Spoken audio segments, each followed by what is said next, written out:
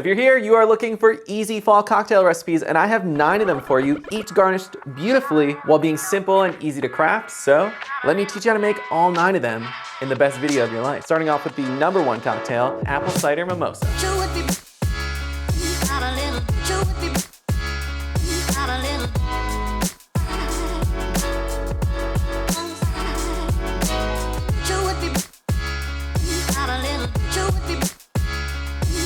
All right, so that was amazing. Honestly, just I have to have another little creme brulee apple slice here. That was delicious. What is really awesome about these cocktails is they're all really simple. I mean, this one has 2 ingredients. We just made it absolutely beautiful. We threw some cinnamon on there.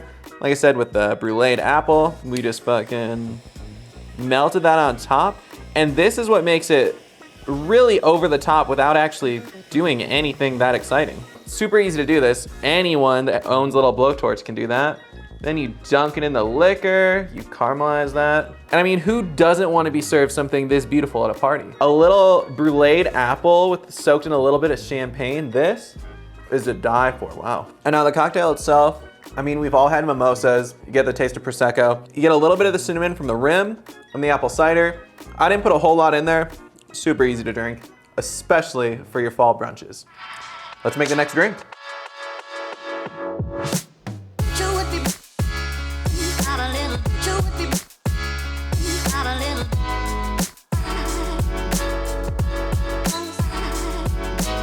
Again, a super easy cocktail that's easily elevated. We just threw a fancy little apple garnish on top, and it's awesome. Let's actually try it, make sure it's delicious, but I promise I've had this one a million times. One of, if not, probably the best drink in this video. So the crazy thing about this drink is, as you saw, I poured about 50% vodka, 50% apple cider, and I cannot taste any alcohol in the slightest. And that's why this is my favorite drink of all these creations. This one is dangerous, but it is a good time waiting to happen, I promise. And we got in a fancy little rocks glass. We got our apple garnish, and that makes this yet another easy but classy fall cocktail.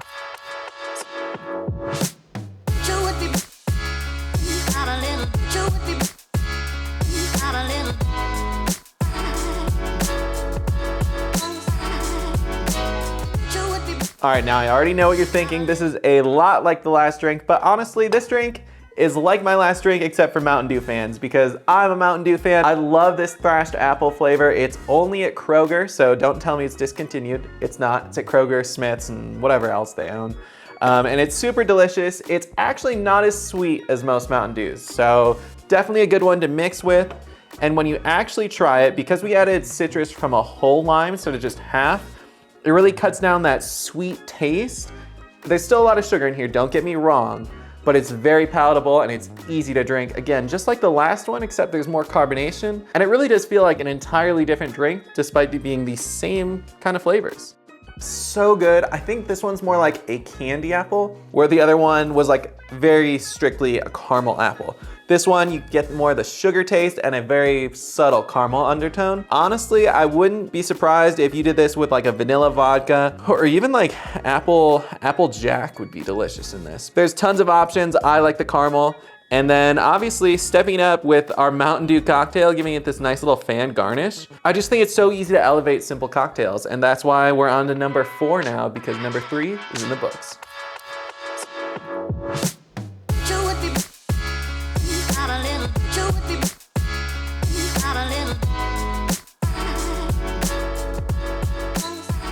All right, so this one, again, super simple, 2 ingredients. This one's perfect for all the Jack and Coke bros out there that want to feel a little bit more festive but don't really want to get outside of their comfort zone. Jack Apple's perfect for that. If you wanted, you could actually get Jack Fire and mix it with the Jack Apple for a little bit more of the cinnamon taste, but just keeping it super basic with 2 ingredients. I think for this one too, the glass goes a lot with the aesthetic. Putting it in a little mason jar just feels fall, it feels homey. And then you got your nice thinly sliced apple slice for a little bit of beauty.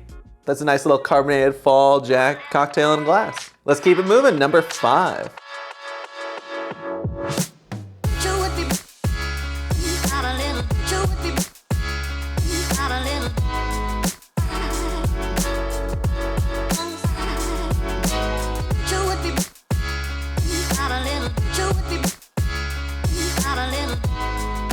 So I made this one a little more complicated than it needed to be. I know the whole name of this entire video is keeping it simple, but we already had the thrashed apple, so why waste it? Instead of using that ginger beer, let's use our thrashed apple, and making ginger syrup is so easy. And if you didn't even want to do that, you could always do half of the thrashed apple and half ginger beer. Keep the recipe the same. So this cocktail is great. You get a lot of those refreshing flavors, ginger, mint, apple. Everything that's going on here says fall, and it's keeping in line with the rest of the drinks. And again, we spruced it up. It's a very simple cocktail. Even if you don't have the copper mug, this garnish of mint, apple, and lime is gonna make it beautiful and keep it classy and keep it in line with the rest of the drinks we've been making. So I think this drink easily holds its weight with the rest, and it's different enough that we can call it another awesome, easy cocktail to make. So let's keep it going on to number 6, because I'm having a blast and probably getting a little bit drunk at this point. Delicious.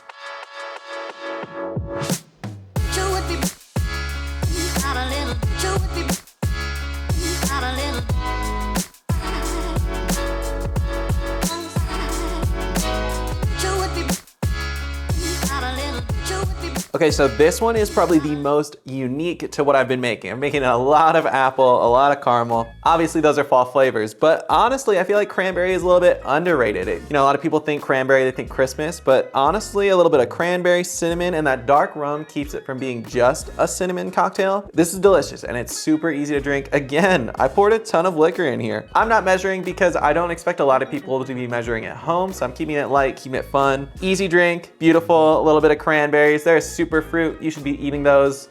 Obviously, you're not gonna use a whole bag for your whole cocktail mix, but they're delicious anyway. So stay healthy and eat a couple cranberries while you're, I'm not gonna eat a cranberry. Why am I lying like that?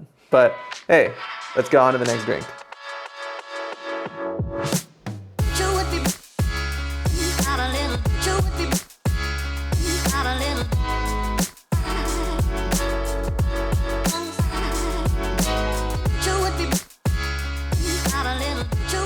So a lot of you might know this shot already. This is the Cinnamon Toast Crunch Shot. It's super easy. All you do is you take Fireball and a cream liqueur, usually rum chata. I had a little bit of Liquor 43's horchata, so I decided to use that instead. I don't want you buying new ingredients. I want to keep this simple. Use any cream-based liqueur you have and you're gonna be fine. Ideally, you're supposed to take this as a shot, but I'm trying not to black out while I film, so I'm gonna take a little sip. Hands down, best version of the Cinnamon Toast Crunch Shot I've had ever. I feel like I've been seriously underrating this Liquor 43. I mean, I already love their standard flavor, but this horchata is absolutely delicious. If it's not out of your price range, I highly recommend picking it up. You can just drink this on the rocks if you really want to. Make it a little stronger with vanilla vodka because it is a little weak. But hey, that's another drink down. Let's keep going.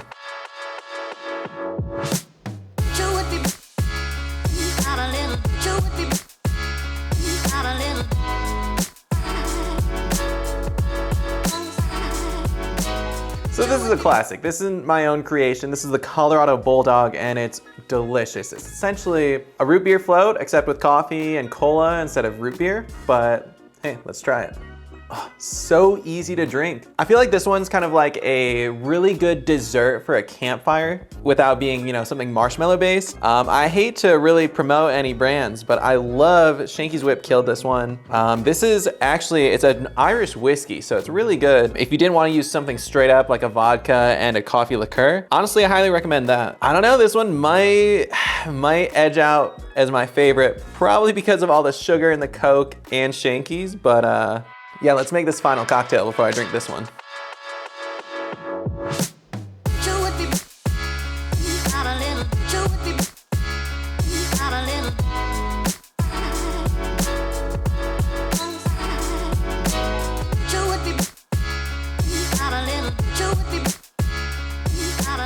So this is the apple, fall, whatever you want to call it, autumn mojito. And this one is really good. I'm probably gonna get a few comments on this one because I didn't shake the mint. You don't need to. Guys, if you're shaking mint in a mojito, honestly, there's no reason to beyond aesthetic. I do think releasing some of that chlorophyll is disgusting and completely unnecessary, but that nice green color, you know, it depends what you're doing. For this cocktail, again, I think I've said it like 8, 9, 10, 11, 12 times by now. We're keeping it simple. I don't want to shake anything. Yeah, I should shake citrus. Sue me because I didn't. Let's try it. I bet it tastes delicious.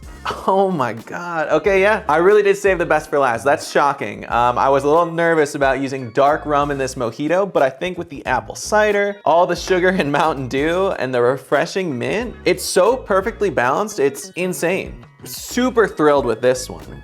Fuck, I gotta.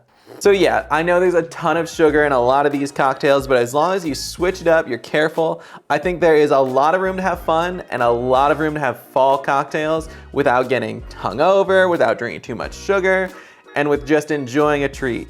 Sure, if you're gonna have this mojito, maybe drink a vodka soda after that, but honestly, I'm so happy with all these cocktails. If you guys have any easy, simple fall recommendations, throw them in the comments. I was trying to keep it simple with the garnishes while still elevating everything, and that's another thing I would love advice on. That's it from me, guys. I loved making this video. I hope you guys have a chance to try some of these cocktails. I think we kept it to less than 15 ingredients for the entirety of this video. Hell yeah, that's how you do fall cocktails.